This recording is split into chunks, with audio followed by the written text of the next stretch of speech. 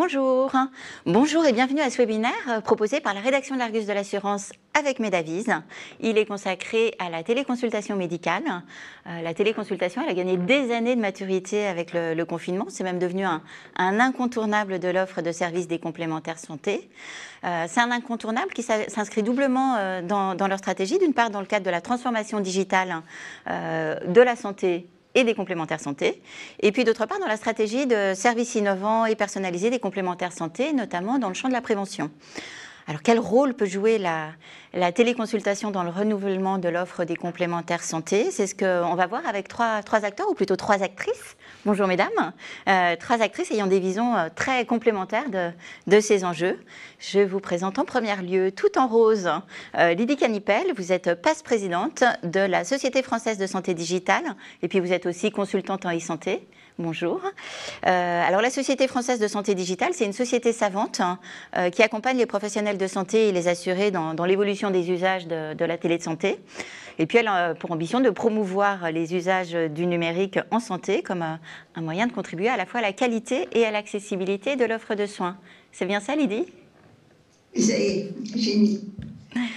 J'ai coupé parce que cette musique m'abrutissait. Je suis d'accord avec vous, on va faire une réclamation. Une plus douce serait mieux en attente. Je vous présente ensuite Stéphanie Hervier, c'est par ordre alphabétique, comme ça il n'y a pas de jaloux. Stéphanie Hervier, vous êtes directrice générale de Medavise. Alors Medavise, c'est un éditeur de solutions numériques pour les acteurs de la santé, afin de faciliter aussi l'accès aux soins pour tous, avec de la régulation de soins non programmés, de la téléexpertise, du télésoin et de la téléconsultation. Ce dont on va notamment parler aujourd'hui. Et enfin, bonjour Stéphanie, Katia Jonot, bonjour Katia. Vous êtes responsable, innovation et prévention santé d'Ossian Matmut. Donc Ossian, c'est la mutuelle santé du groupe Matmut qui couvre environ 800 000 adhérents, aussi bien des particuliers que des professionnels et des entreprises, et même, je crois, une entreprise publique, si je ne m'abuse. On va rentrer tout de suite dans le vif du sujet en parlant de la téléconsultation, puisque la Haute Autorité de Santé a publié en juin 2009 un guide de bonne pratique de la téléconsultation. Je me tourne vers la société savante. Quelles sont les grandes lignes de ce guide des bonnes pratiques, Lydie Canipel? Alors, il a surtout publié un guide la semaine dernière, il y a 15 jours. Alors là, c'est pas le Haut Conseil. Celui de 2019, pardon. Donc, je pense que lorsque l'on parle de télésanté, il faut démarrer sur les fondamentaux des métiers d'abord. Parce que c'est ce que réclament les professionnels de santé et les soignés à l'heure d'aujourd'hui. Les fondamentaux, c'est que nous sommes, tout particulièrement en France, on a une qualité de médecine excellente, nous sommes dans une médecine humaniste. Et cette médecine humaniste, ce n'est pas une valeur ajoutée d'humanisme, c'est le soin en lui-même, intrinsèquement, qui est tourné vers l'humain. Et c'est là où le digital, il faut vivre avec son temps, arrive, mais il ne doit pas couper l'humain entre le soignant et le soigné et le colloque singulier entre deux. Donc, concrètement, et c'est là où il faut comprendre que le digital doit être au service de cette médecine humaniste et que les métiers ne vont pas changer, les valeurs que portent les soignants ne vont pas changer. Donc, qu'est-ce qu'il va falloir changer pour rester dans cette médecine humaniste? Ce sont les organisations. Et c'est là où l'on voit que notre système de santé est un peu en bout de course, il est en bout de course, et qu'il est grand temps de repenser ces organisations. Et la télésanté est un des instruments, d'exercices, j'allais dire, de la médecine qui participe à ce changement. Alors, c'est quoi, vous allez me dire, la télésanté? La télésanté, elle a deux bras. Elle a un bras télémédecine et elle a un bras télésoin. Le bras télémédecine, de par lui-même le mot médecine, ce sont des actes médicaux, 5 actes médicaux, donc exercés par des médecins. Il y a un petit bémol depuis le 1er avril 2022, puisque la téléexpertise, qui est l'un des 5 actes, est maintenant ouvert à tous les professionnels de santé, auxiliaires médicaux et pharmaciens, en qualité de requérant, celui qui demande. Voilà. Le télésoin, c'est quoi? Le télésoin, c'est l'exercice à distance, mais du soin, c'est-à-dire dans le cadre de leur référentiel métier, pour les 18 métiers d'auxiliaires médicaux et de pharmaciens. Et il y a parfois confusion, parce qu'en téléconsultation, par exemple, un infirmier ou un pharmacien peut très bien assister médecin et patient, mais il est au domicile du patient, ou il est dans la pharmacie avec le patient. Alors qu'en télésoin, il exerce son propre métier et il est à distance du patient. J'espère que pour vous, c'est clair. C'est parfait. Alors, si le guide des bonnes pratiques de la Haute Autorité de Santé a été mis à jour, c'est en partie parce que la téléconsultation a explosé pendant le confinement. On peut dire que la téléconsultation a gagné quelques années de maturité. Elle a aussi révélé ses forces et ses limites. Quels enseignements vous en tirez aujourd'hui, Lydie Canipel ? Alors, toujours dans ce guide, on a maintenu le parcours de soins coordonné, mais la notion d'alterner est apparue. Et une notion que l'on retrouve très fort et qui va dans le sens, j'allais dire, des études qui ont été faites post-confinement, c'est que cette téléconsultation ne peut se faire que dans une décision partagée entre médecins et soignés. Donc, qu'est-ce qui s'est passé au moment du confinement, du premier confinement ? Du jour au lendemain, on ne pouvait plus soigner en présentiel. Mais les professionnels de santé n'étaient absolument pas préparés, ni formés, n'avaient pas les bons outils. On les a poussés dans la piscine, on ne leur a pas mis de bouée. Ils ont pris la tasse, et ils ont sauvé des vies en faisant pour le mieux. Mais ils n'ont certainement pas fait de la télémédecine telle qu'elle est définie dans les textes. Ils ont souvent pris le téléphone. Ça ne veut pas dire que le téléphone est inutile, mais c'est du téléconseil. Ce n'est pas comme par mail. Certaines plateformes répondent par mail. Ce n'est pas de la télémédecine, c'est du téléconseil. Donc pas pris en charge par la sécurité sociale, etc., etc. Donc s'il y a deux études extrêmement intéressantes en post-confinement, c'est l'étude de l'adresse, l'enquête de l'adresse auprès de médecins et le baromètre Odoxa de plus de 3000 personnes qui ont été interviewées. Qu'est-ce qu'on sort de, j'allais dire, de ce baromètre ? En fait, on sort plusieurs choses. On n'avait pas les bons outils. Ça veut dire quoi ? Pas d'interopérabilité pour mettre en place les bonnes organisations entre médecins, infirmiers et soignés. La deuxième des choses, couverture en France absolument catastrophique dans certains endroits du réseau. Donc, amélioration du réseau obligatoire. Et puis, ils ont parlé, les médecins, je ne peux pas examiner mon patient. Je ne peux pas faire de la clinique. Moi, je veux, comme je vous le disais au départ, continuer à faire de la médecine humaniste et continuer à pouvoir examiner correctement mon patient. Et puis, le soigné, lui, il a quand même parlé de déshumanisation. Hein, c'est le mot qui est employé dans ces enquêtes, de déshumanisation. Et puis, une peur, une crainte qu'il y ait plus d'erreurs à distance qu'en présentiel. Donc, c'est pour ça que l'avenant 9 est arrivé en post-confinement, qui a ouvert... Avenant 9 de la Convention... à la Convention des médecins libéraux. Donc, on a fait sauter le verrou d'être obligé de voir les patients dans les 12 mois qui précèdent. Le deuxième verrou, on a ouvert les territoires quand on n'a pas de médecin, quand on n'a pas pu avoir de rendez-vous en médecine générale, etc. Et ça, c'est un très, très grand pas parce que ça donne l'accès, je vais dire, à tous au niveau de l'accessibilité. Et c'est là que la notion de parcours alterné est arrivée. Et c'est là le grand challenge aujourd'hui dans la tête des soignants qu'il faut qu'on mette. Aujourd'hui, un soignant ne devrait plus penser qu'en présentiel. Il devrait penser parcours alterné. J'ai un patient dans une décision partagée, dans une visite d'éligibilité, on décide ensemble, en fonction d'un objectif de soins, quand est-ce que je le verrai à distance, quand est-ce que je le verrai en présentiel.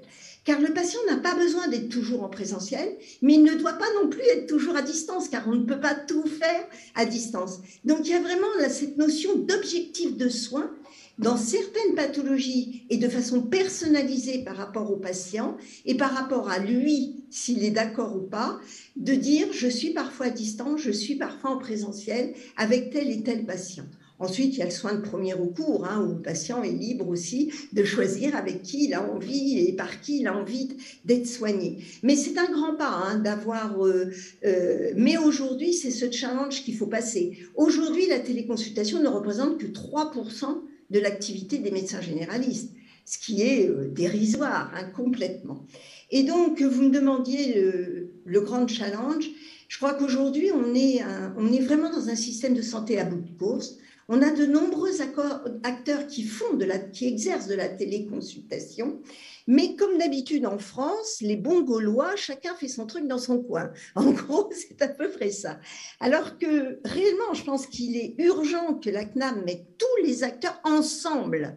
C'est comme les étudiants. Il faut arrêter de former des médecins d'un côté, des infirmières de l'autre. Il faut mettre les acteurs concernés autour d'une table.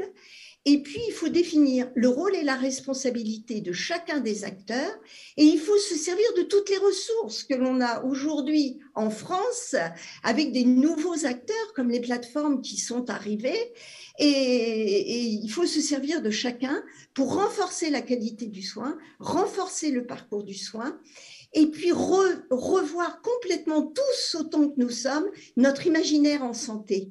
On n'est plus, c'est fini, on est sorti d'une période et il faut revoir cet imaginaire en santé. Merci Lydie Canipel. Alors à notre petit niveau, c'est ce qu'on essaie de faire aujourd'hui, mettre tous les acteurs autour de la table.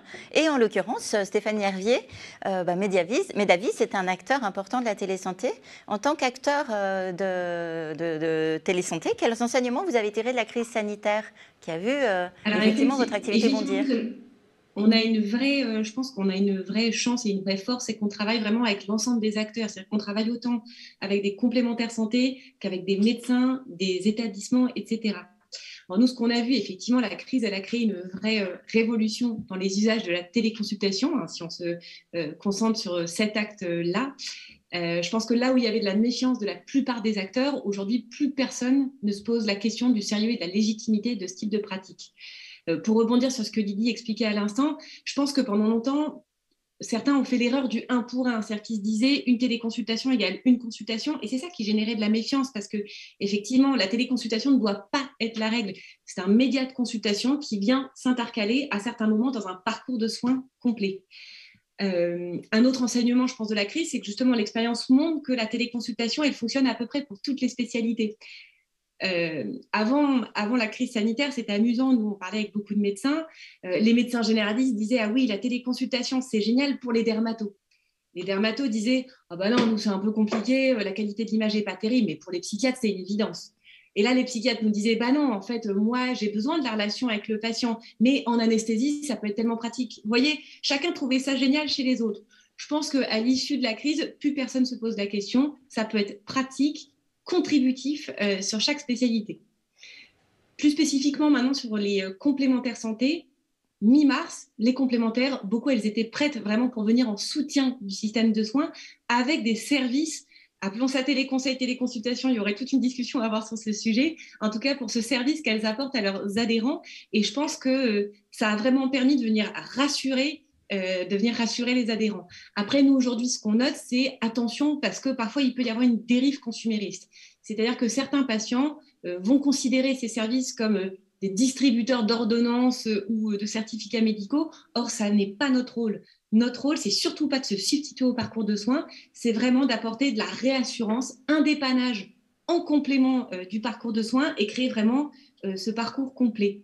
Mon dernier point, peut-être à l'issue de la crise, et je trouve que ce que vous évoquiez, Lydie, le fait un peu émerger, c'est que nous, on s'est rendu compte, on a parlé quand même avec beaucoup de complémentaires, notamment l'année dernière, en fait, tout le monde est un peu perdu sur la réglementation. Comme il y a eu des exceptions sur la prise en charge en cadre du parcours de soins, je pense qu'aujourd'hui, surtout, il faudrait peut-être faire un résumé de ce qui est de l'ordre du parcours de soins, ce qui est hors parcours de soins, et dans tous les cas, rappeler qu'à chaque étape, une téléconsultation peut être pertinente. Oui, c'est important pour les complémentaires santé qui, comme leur nom l'indique, financent le complément. Précisément, les complémentaires santé avec lesquels vous travaillez, comment elles ont géré la nouvelle approche de la téléconsultation née de la crise sanitaire et comment elles la placent aujourd'hui dans leur offre ? Alors, je vais juste faire une toute petite rétrospective. On avait déjà senti un changement avant mars 2020. C'est-à-dire que nous, Medavis, on a créé la société fin 2014 et donc nos premiers échanges avec les complémentaires santé datent de 2015. Et à l'époque, on sentait qu'il y avait vraiment beaucoup de réflexions. Est-ce qu'on y va? Est-ce qu'on n'y va pas? Etc.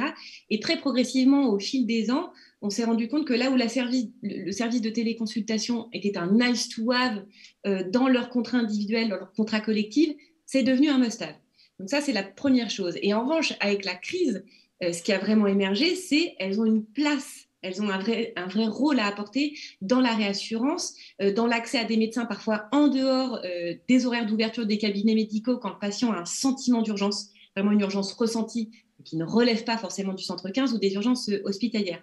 Ce qui est sûr en tout cas, c'est que je pense que ça leur a permis d'avoir toute cette réflexion de quel est notre rôle et comment est-ce qu'on fait pour sortir de ce rôle de machine à rembourser, si on me permet cette expression un peu triviale.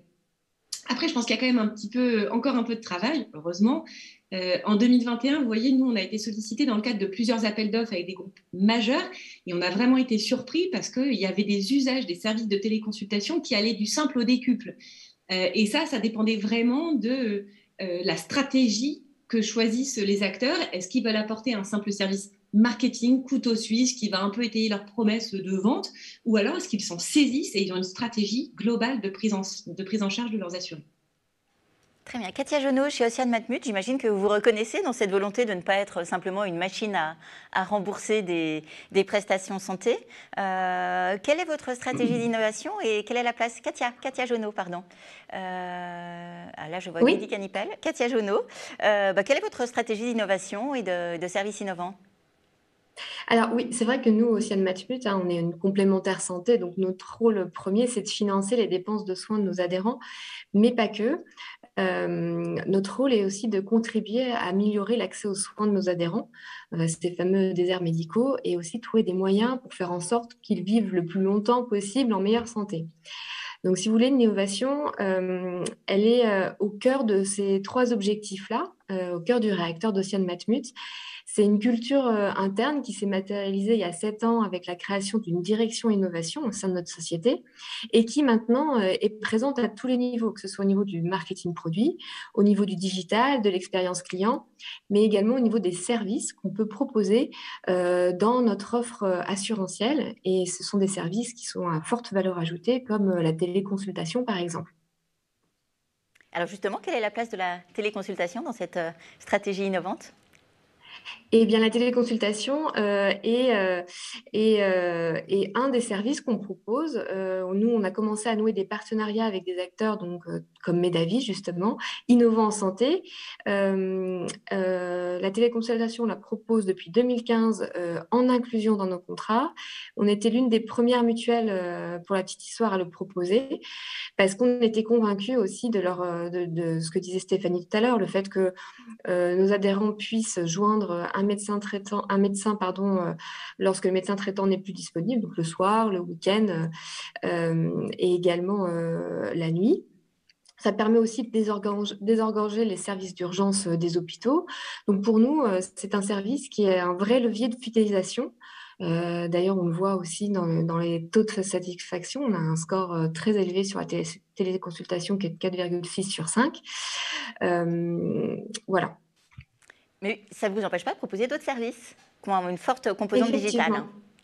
Effectivement, vous avez raison, on propose d'autres services qui sont en inclusion également dans notre offre santé. Nous, on n'est pas sur une stratégie comme certains de nos concurrents à proposer des services, une pléthore de services. On propose des services dont on est fortement convaincu.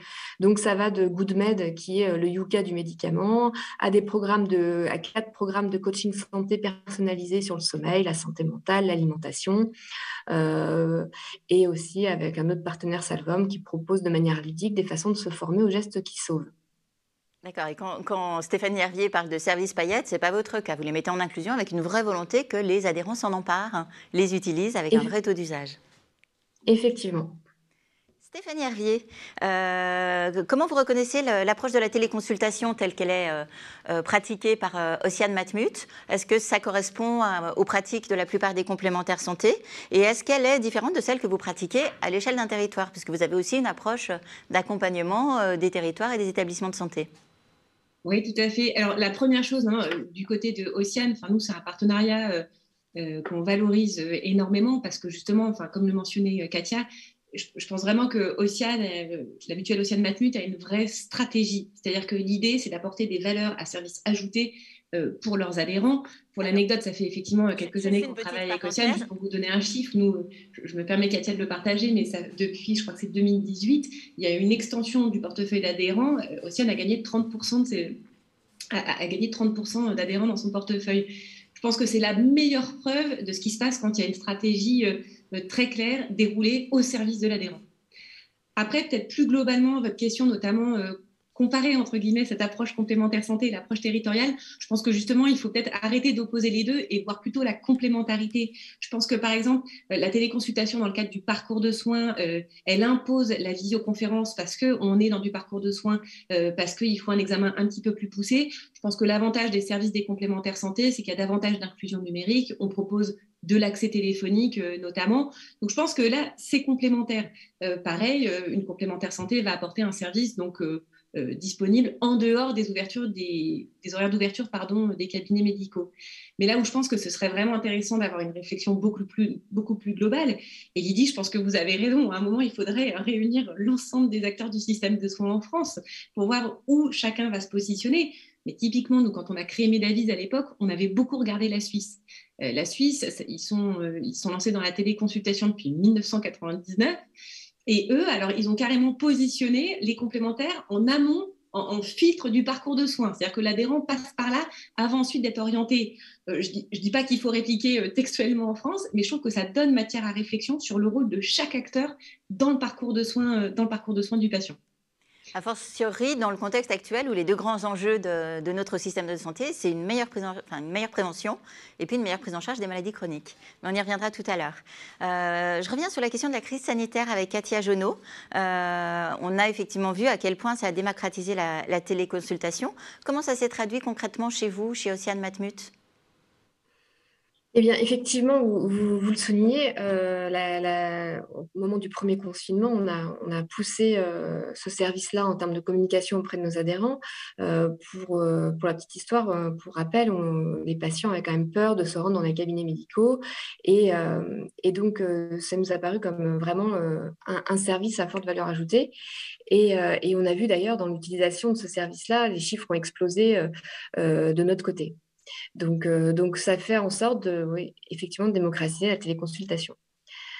Maintenant, quelque part, comme le disait aussi tout à l'heure Stéphanie, la téléconsultation, pour nous, c'est presque plus une innovation. Elle est dans notre offre santé, ça doit faire partie d'une garantie des contrats. Maintenant, ce qu'on recherche, c'est toujours plus d'innovation avec la téléconsultation. Quels moyens on peut faire pour que... Quel rôle elle peut jouer dans des actions de prévention, c'est tout le sujet qu'on a en ce moment en discussion, notamment avec Stéphanie. Alors, est-ce que vous avez quelques données chiffrées sur le taux de recours à la téléconsultation pendant le confinement, puis aujourd'hui, parce que le soufflet est quand même un petit peu retombé, mais il est beaucoup plus haut qu'avant la crise sanitaire, et puis sur le portrait robot, est-ce que c'est plutôt des femmes, est-ce que c'est plutôt des jeunes ? Alors, c'est un service, donc on a nous des pics, j'ai pas les chiffres sous les yeux, mais les pics sur lors des différents confinements, on a eu des pics c'est là où le service a été le plus utilisé. Et puis c'est aussi un service qui est utilisé à 30% pendant le week-end. Donc il joue bien son rôle et c'est surtout à 60% des femmes et à 40% des hommes, moyenne d'âge à peu près 48 ans.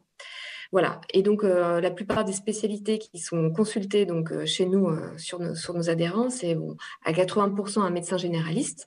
Donc, on comprend vite pourquoi. Et puis après, 20% des médecins des spécialistes. Et sur les médecins spécialistes, c'est la pédiatrie qui est consultée en premier, suivie des psychologues et ensuite des gynécologues. Voilà. Et dans le cas de la pédiatrie, on voit bien que ça peut effectivement désengorger les urgences. C'est un besoin d'être assuré. Les complémentaires santé, dans leur stratégie de service innovant, s'engagent beaucoup dans la prévention. Est-ce que vous avez trouvé le modèle économique de la prévention ? Parce que c'est quand même un modèle économique difficile à trouver. La prévention, c'est un investissement de long terme. Sachant qu'on ne garde pas forcément des clients en portefeuille pendant 20 ou 30 ans. Et est-ce que vous avez trouvé le modèle économique et quelle est la place de la téléconsultation dans ce modèle économique ? Eh bien, effectivement, c'est tout l'enjeu des travaux que nous, on a en ce moment chez Océane Matmut, mais aussi que nos pairs ont actuellement, c'est comment concilier l'horizon nécessairement long de la prévention avec des effets lointains quand les contrats santé sont résiliables à tout moment. Ce que je peux vous dire, nous, chez Océane Matmut, on a développé depuis 5 ans ces fameux partenariats pour mettre en place des services de prévention qui sont inclus dans nos contrats. Mais on a aussi également des réflexions qui sont en cours, plutôt sur une cible B2B, pour optimiser les comptes techniques dégradés de certaines entreprises en utilisant le levier de la prévention. Voilà. Toutefois, en fait, ce qu'on peut dire aussi, c'est qu'on manque aussi cruellement d'accès aux données de santé, qui reste pour nous encore un frein pour mener des actions de prévention santé très ciblées. Très bien. Alors, en s'engageant dans la prévention et la télésanté, Stéphanie Hervier, est-ce que vous avez le sentiment que les organismes de complémentaire santé sont en train de devenir des acteurs de la santé à part entière? Est-ce qu'elles sortent de leur rôle? Des acteurs du soin, en tout cas, c'est le mouvement qu'on sent en ce moment et les grandes réflexions qui ont lieu chez eux. On est vraiment nous sollicités par de plus en plus de nos partenaires pour cette réflexion autour de la création de mini-parcours de santé, en fait, une prise en charge un petit peu plus étendue de leurs adhérents. La complexité toujours, c'est vraiment quel lien avec le parcours de soins. On ne veut surtout pas aller se substituer au parcours de soins. En revanche, la question, c'est comment mieux orienter le patient quand il en a besoin, comment être vraiment présent dans ce qu'on appelle souvent chez nous les moments de vie. Vous voyez, le patient déménage, comment je l'accompagne? Le patient est dans une période de deuil, comment est-ce que je l'accompagne? Enfin, vous voyez, on est en train d'essayer de travailler là-dessus avec certains de nos partenaires. Je dirais que c'est quand même une réflexion au long cours. On n'a pas encore toutes les solutions, mais on est en train de construire ça et c'est sûr que c'est un sujet. L'autre sujet également, je pense que effectivement, les complémentaires, je pense, deviennent acteurs du soin. En tout cas, beaucoup d'entre elles veulent sortir du côté purement machine à rembourser. Et il y a aussi de plus en plus le sujet du sentiment d'appartenance. On échange aussi avec certains en ce moment. On voit bien qu'il y a l'émergence des AssureTech, ces assurances toutes digitales qui essaient de créer vraiment une expérience pour les adhérents qui deviennent, si je peux me permettre, qui deviennent sexy en fait en termes d'image auprès d'adhérents qui ne savent pas trop vers quel acteur se tourner. Et je pense qu'il y a ça aussi à travailler pour les complémentaires qui sont installés depuis plus longtemps, c'est comment elles vont générer ce sentiment d'appartenance, quasiment une fierté pour l'adhérent d'être assuré, couvert par tel ou tel acteur. Oui, d'autant qu'avec la généralisation des complémentaires santé, c'est vrai que les garanties et les tarifs ont tendance à se ressembler. On n'a pas beaucoup parlé de la question de la prévention et de la gestion des maladies chroniques. Quel rôle peuvent jouer à la fois les complémentaires santé et puis les acteurs de la téléconsultation? Sur la prévention des maladies chroniques, la prévention en général et puis l'accompagnement des maladies chroniques, pardon. Excusez-moi. Oui, il y a eu, parce que oui, il y a eu le micro a été coupé. Donc je disais à la fois la prévention d'un côté et puis l'accompagnement des maladies chroniques de l'autre, qui sont deux enjeux importants pour les complémentaires santé. Alors je ne sais pas si Katia, toi tu souhaites réagir sur le sujet. En tout cas, nous de notre côté, la partie prévention, ça on peut y aller. Justement, c'est toute la réflexion sur ces fameux parcours spécifiques qu'on est en train de travailler avec des acteurs de la complémentaire santé. Ensuite, c'est aussi beaucoup derrière, dans le parcours de soins, l'accompagnement, la question de l'observance. Je pense que c'est même plus du ressort pur de la téléconsultation. Là, il y a une multitude d'acteurs de la e-santé qui sont en train de travailler là-dessus. Il y a des apps de suivi d'observance sur les traitements anti-allergiques. Il y a des apps d'observance pour les patients malades du diabète. Il y a la question aussi du suivi médical. Quel praticien on fait intervenir à quelle étape dans l'accompagnement du patient. En tout cas, pour donner peut-être une vision plus globale, je pense qu'on est dans une époque qui est vraiment passionnante en ce moment parce qu'encore une fois, il y a une multitude d'acteurs qui sont en train de se créer sur la e-santé, chacun avec vraiment une spécialité. Il y en a qui sont aussi dédiés maintenant au télésuivi, au télésuivi onco, au télésuivi diabéto, etc. Et donc la question derrière, c'est aussi comment est-ce qu'on fait pour que le patient ne soit pas perdu au milieu de cette multitude d'acteurs et puisse avoir recours à l'un ou à l'autre au bon moment de son parcours de soins. J'ai oublié de préciser avant de passer au chapitre suivant que les amis internautes, vous pouvez poser des questions à tout moment. N'hésitez pas, elles seront toujours les bienvenues. On va se tourner maintenant vers l'avenir. Comment envisagez-vous, on va commencer avec Katia Genot, l'avenir de la e-santé du point de vue des complémentaires santé. Quelle place vous allez lui donner ? Nous, on envisage l'avenir de manière générale avec beaucoup d'optimisme. C'est vrai que ce sont des services qui permettent au final d'être accessibles à tous. Et nous, on a une couverture géographique qui est nationale. Donc, le fait de pouvoir proposer des services qui soient digitaux et accessibles à tous, c'est une chance. Et puis, on a beaucoup de thématiques à venir sur des enjeux de prévention santé. On en a largement parlé. C'est vrai qu'on a beaucoup de marge de progression à faire en France. On est quand même sur un système qui reste quand même curatif plus que préventif. Et puis, on a des thématiques aussi où on peut accompagner aussi le vieillissement de la population française. Et puis, ça nous permet aussi de faire émerger aussi des innovations de l'écosystème français qui est quand même assez riche aussi actuellement. Donc, il y a plein de sujets. Plein de sujets avec beaucoup d'innovation et puis peut-être une mutation du modèle économique de la complémentaire santé. Même question pour Lydie Canipel, l'avenir de la télésanté, comment vous le voyez en mettant tous les gens autour de la table, comme vous le disiez tout à l'heure. L'histoire est en marche. Ce qui a de certain, l'histoire est en marche. On ne l'arrêtera plus maintenant. Donc, de toute façon, la télésanté va se mettre en place. Mais il ne faut pas non plus faire n'importe quoi, j'allais dire en quelque sorte, et il ne faut pas minimiser le rôle du médecin généraliste. J'écoutais bien tout ce qui était en train de se dire, et on sent bien que dans un parcours patient, de par la multitude des acteurs qui arrivent, il y a un besoin de coordination. Et il y a besoin d'un chef d'orchestre. Il ne faut quand même pas oublier que lorsque l'on est soigné par son propre médecin traitant, qui vous connaît depuis 20 ans, qui a votre dossier médical, le risque d'erreur est quand même moins important. Et c'est pour ça que tous les textes ont mis le médecin traitant au centre toujours. C'est toujours lui, le chef d'orchestre. C'est parce qu'il a le dossier patient. Donc, l'avenir, je pense que ça va se mettre en marche. Je pense qu'il y a encore énormément de choses à faire. Je pense qu'il faut arrêter de travailler comme ça, chacun dans son coin, en mettant en place des actions extrêmement intéressantes. Ça ne veut pas dire que c'est inutile, loin de là. Mais il ne faut jamais oublier qu'on est dans la santé et entre autres les pathologies chroniques.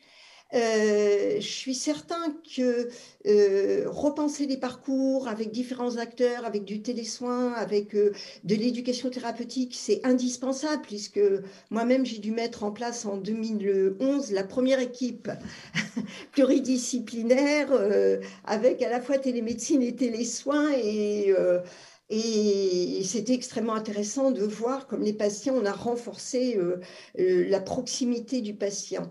Mais il faut quand même toujours se coordonner, mettre un patient au centre des acteurs, que les acteurs se parlent, que les comptes rendus, de toute façon c'est dans l'avenant 9, le compte rendu doit être obligatoirement envoyé. La visite d'éligibilité, on n'en parle jamais. Or, pour la primo-téléconsultation, ce sont les recommandations de l'HAS. Il faut informer le patient et ne pas l'informer à travers un outil. Ce n'est pas l'outil qui va informer le patient. Une information de patient, c'est un accompagnement dans le changement du patient. Donc, il faut absolument que ce soit fait par un professionnel de santé et prendre 15 minutes si c'est une primo-téléconsultation. Un consentement ne peut pas être signé en ligne. On n'a même pas besoin de signature. C'est encore ce colloque singulier. Ça doit se passer entre un soignant et un soigné. Et après qu'on notifie qu'il a donné son consentement, ça c'est presque secondaire, c'est du juridique.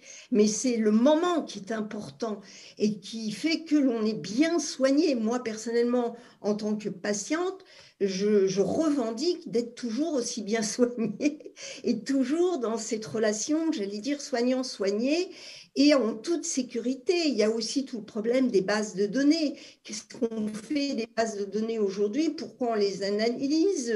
Elles doivent partir vers la recherche pour pouvoir justement faire avancer les choses. Donc, il y a quand même encore énormément de points.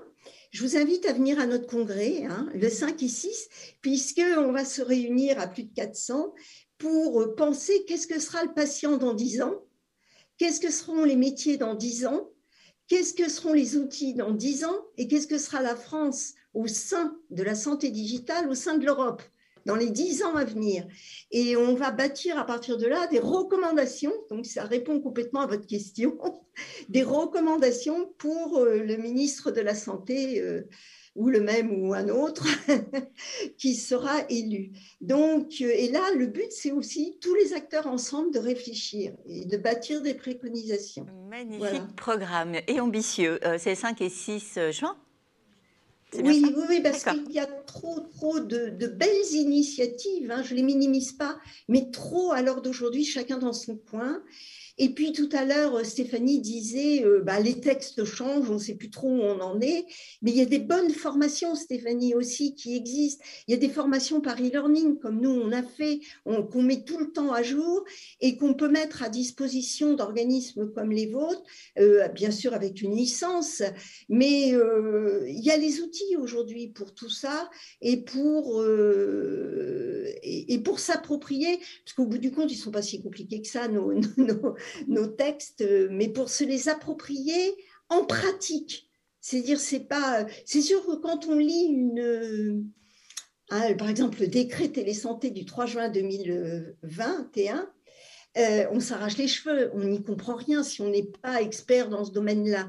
Donc, ce qui est important, c'est justement de former ensuite et de transformer ce décret en pratique. Comment vont faire et les professionnels de santé, et les organismes, etc. Alors j'ai bien noté que le médecin traitant doit rester le chef d'orchestre du parcours de soins et de santé des Français. Pour autant, est-ce que les plateformes de e-santé peuvent avoir un rôle dans l'accompagnement des patients, dans leur parcours de santé, parce qu'on se rend compte que c'est de plus en plus complexe. Stéphanie Hervier. Non, alors que Lydie, allez-y. J'en suis persuadée, mais il y a plateforme et plateforme aussi. De quoi parle-t-on? Est-ce qu'on parle de plateforme avec des médecins salariés, non conventionnés, ou est-ce qu'on parle de plateforme de médecins qui s'inscrivent et qui ouvrent des créneaux, j'allais dire, de téléconsultation? Mais là aussi, il y a une réflexion. Ces médecins ouvrent des créneaux de téléconsultation alors qu'on entend à longueur d'année, je n'ai pas le temps, je ne prends plus de nouveaux patients. Mais à côté de ça, ils vont ouvrir des créneaux pour certains de téléconsultation. Certainement parce qu'ils ont trouvé un confort dans la téléconsultation, très certainement. C'est certainement pour ça. Mais on ne peut pas entendre ça. Tout ça, il faut que ça s'organise. Et il faut aussi que les médecins, ils ne peuvent pas d'un côté dire « j'ai pas le temps » et de l'autre côté, trouver du temps pour faire autre chose. Bon, alors ils sont libres, bien sûr, mais c'est tout le métier qui est en train d'évoluer. C'est toutes les pratiques professionnelles qui sont en train d'évoluer. Tout à l'heure, on disait le médecin traitant au centre, mais il y a le rôle des IPA aujourd'hui, les infirmières en pratique avancée. Quand vous prenez le Canada, aujourd'hui, tous les soins de premier recours sont assurés par des infirmières de pratique avancée. Nous, on est au stade de balbutiement. Donc, il y a tous ces acteurs aujourd'hui, je le redis, à réfléchir au rôle et aux responsabilités de chacun et de se servir de tous les instruments qu'on a aujourd'hui, comme un chef d'orchestre qui va faire vivre son violon pour un beau concert qui sera celui d'une meilleure prise en charge du patient. Ça fait beaucoup de questions pour vous, Stéphanie Hervier, en tant que soliste. Faites-nous un petit solo sur l'avenir des plateformes de téléconsultation. Alors, on essaie justement de ne pas être solo et d'impliquer l'ensemble des acteurs. Je tiens vraiment à insister là-dessus. Peut-être juste, alors premièrement, nous, l'état d'esprit global sur l'avenir, on est évidemment extrêmement optimiste également. Notamment, nous, on est une société qui date de 2014. On fait quasiment partie des éléphants de la e-santé quand on voit ce qu'elle était en 2014. Et on a assisté à une telle révolution à la fois réglementaire, appropriation, usage, etc., qu'on est extrêmement enthousiaste et optimiste de ce qui se profile sur les prochaines années. Je voudrais revenir juste très rapidement sur la réglementation, notamment à Lydie, ce que vous mentionniez. Il y a quand même un côté extrêmement ésotérique. Je vous confirme, nous, heureusement, je pense qu'on fait partie des experts du sujet et c'est bien la moindre des choses. Ça reste assez ésotérique, notamment parce qu'au-delà de cette notion des avenants à la convention médicale, déjà, il y en a eu beaucoup. Ensuite, il y a eu les exceptions pendant la crise sanitaire. Donc, au final, savoir qu'est-ce qui est remboursé, pas remboursé, dans quel cas il faut lien territorial, etc., c'est compliqué et ça soulève le sujet de la formation et puis de la communication vers les praticiens. Quant au point sur essayer des nouvelles pratiques, l'organisation globale avec les IPA, les infirmières de pratique avancée, ça soulève beaucoup de questions et je pense qu'aujourd'hui, il me semble que les pouvoirs publics s'en saisissent et en discutent beaucoup avec l'ensemble des partenaires conventionnels. Il y a aussi la question de la délégation de tâches, etc. Maintenant, de manière plus prisme Medavis, comment est-ce qu'on voit vraiment l'avenir? Plusieurs choses. Quand je vous mentionnais tout à l'heure le fait qu'on est en train de vraiment de réfléchir à des parcours pour accompagner au mieux le patient, en tout cas, ce qui est sûr, c'est que demain, je pense que le maître mot sera la notion de figital. Comment est-ce qu'on fait un parcours qui associe la médecine clinique, la médecine physique et la médecine à distance? À quel moment on fait intervenir tel médecin, tel praticien, tel infirmier, etc. Et à quel moment on a le relais ou la complétion des outils numériques. Je pense aussi qu'aujourd'hui, il y a une formidable initiative qui a été lancée par les pouvoirs publics avec Mon Espace Santé. Mon Espace Santé, je ne sais pas si ça parle à tout le monde autour de la table, vous savez, ça va être, c'est l'espèce de super app de santé pour l'ensemble des Français qui inclut les services de santé auxquels chacun a accès. Donc, ça va être notamment retrouver l'historique de ses rendez-vous, ses documents médicaux, l'accès à son DMP, etc. Et non seulement ça va faire comme un coffre-fort de santé pour chaque patient, et en plus, en fait, la DGOS fait un appel aux apps, comment dire, enfin en tout cas nous sollicite. On a des dossiers à compléter, des dossiers de candidature à compléter pour être référencés dans cet espace santé. Et en plus, je pense que c'est une très bonne chose parce que du coup, on va vraiment avoir une notion de tiers de santé. Nous, Medavis, sommes en train de compléter notre candidature. Si demain on est référencé dans Mon Espace Santé, je pense en plus que c'est très rassurant en termes de philosophie, de techno, de sécurité des données pour le patient et puis même pour les praticiens. Vous venez en partie de répondre à la question d'Elisabeth. Comment pensez-vous que, Elisabeth, une internaute, comment pensez-vous que Mon Espace Santé sera utilisé dans le cadre de la télémédecine? Je vous laisse poursuivre. Et Katia Jonot, je voudrais savoir si vous aussi, vous aurez éventuellement des services digitaux, des apps à proposer, à faire homologuer sur Mon Espace Santé, puisque une partie, le quatrième compartiment de Mon Espace Santé sera ouvert à tous les acteurs de la e-santé. On poursuit avec vous, Stéphanie Hervier, et puis après, on viendra vers Katia. Je vais faire rapide. C'est aussi un dernier point, là encore plus global. Je pense qu'aussi à la fin se pose la question quasiment de la souveraineté sur la gestion de la santé en France. C'est-à-dire que nous, on voit aujourd'hui, il y a beaucoup d'appétits étrangers.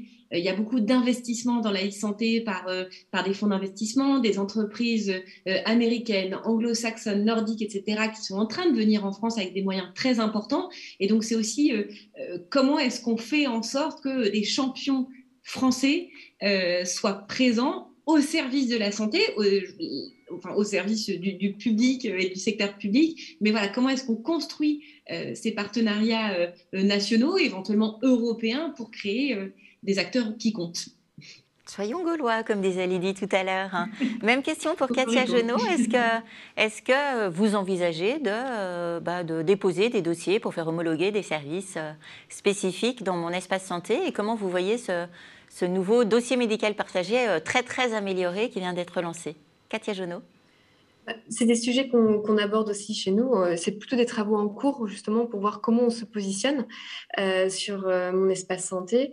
Pour l'instant, nous, les services qu'on propose, c'est des services des partenariats. Donc, on ne va pas déposer des services dont on n'est pas auteur.